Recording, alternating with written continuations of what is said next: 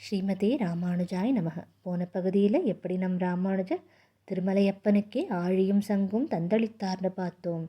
அதனைத் தொடர்ந்து ராமானுஜரோட திவ்ய தேச யாத்திரையும் தொடர்கிறது. இப்போ நம் ராமானுஜர் நேர திருவல்லிக்கேணி வந்தாராம்.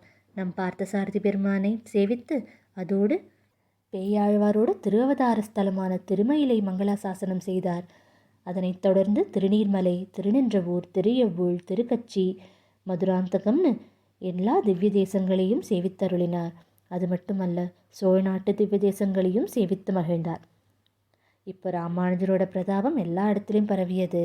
அவருடைய திருவடி பட்ட இடத்திலெல்லாம் பக்தியானது வேர்விட்டு முளைத்து விருட்சமாக வளர்ந்தது. எத்தனையோ சீடர்கள் ராமானுஜரோட திருவடியை பணிந்து பகவானை அடையும் நல்வழியை உணர்ந்தனர். இப்போ எல்லா இடத்துலையும் பக்தி மனமானது ராமானுஜர் போன இடத்திலெல்லாம் வீசத் தொடங்கியது. இப்போ ராமானுஜர் எந்த காரணத்திற்காக அந்த யாத்திரையை தொடர்ந்தாரோ அது பரிபூர்ணமாக நிறைவேற இப்போ நேரம் மீண்டும் திருவரங்கம் திரும்பினார் ராமானுஜர். இப்போ ராமானுஜர் பல வருஷம் கழித்து திருவரங்கம் வருகிறார். அப்போ உற்சவமாக எப்படி வரவேற்பார்கள்? அங்கே இருக்கும் பக்தர்கள் எல்லாம் உற்சவத்தை போல கொண்டாடினார்களாம். எல்லா வீட்டிலும் மாவிலை தோரணங்கள் தொங்கியது, மஞ்சள் கொத்துக்கள் தொங்கியது, வான வேடிக்கைகள் நடந்தன, வேத பாராயணங்கள் எல்லாம் நடந்ததாம். கோலாகலமாக வரவேற்றார்களாம் ராமானுஜனை. ராமன் வனவாசம் முடிந்து அயோத்தி திரும்பச்ச அயோத்தி மக்கள் எல்லாம் தங்கள் ராமனை எப்படி கோலாகலமாக வரவேற்றார்கள் இல்லையா? தர்மத்தை ஸ்தாபித்து ராமன் மீண்டும் அயோத்தி வந்தான்.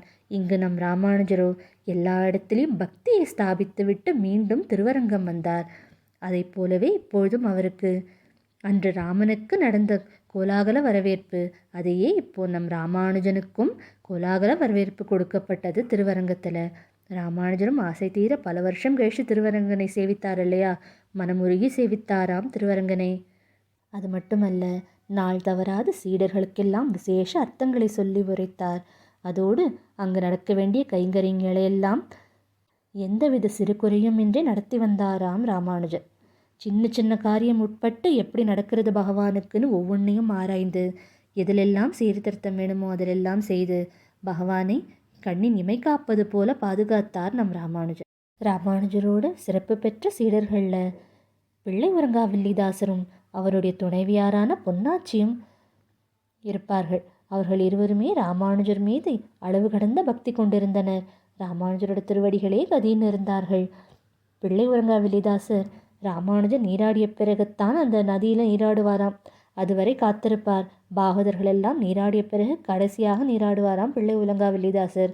இப்போ ராமானுஜர் வயதாகிவிட்டது இல்லையா? அதனால் போகும்போது எம்பார் முதலியாண்டான் அவர்களோட தோள்களை பற்றி கொண்டு தான் நீராடச் செல்வாராம். திரும்பி வரும்பொழுது ஒரு கையை பிள்ளை உறங்காவில்லிதாசர் மீது போட்டுக்கொண்டு மீண்டும் வருவாராம். அவர் அப்பொழுதுதான் ராமானுஜர் ஸ்நானம் செய்த பிறகு தான் நீராட வேண்டும்னு காத்து கொண்டிருப்பார். அவர் தோளின் மீது கரம் போட்டுக்கொண்டு மீண்டும் மடம் திரும்புவாராம் ராமானுஜர். இது அங்கிருந்து சில பேருக்கு பிடிக்கவில்லை.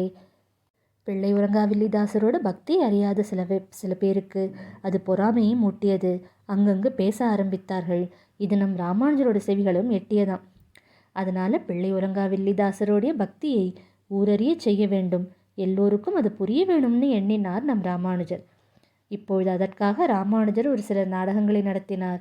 அதோட விளைவு என்ன ஆனது, பக்தியோட சிறப்பானது எப்படி வெளிப்பட்டதுன்றதை எல்லாம் நாமும் காத்திருந்து சேவிக்கலாம்.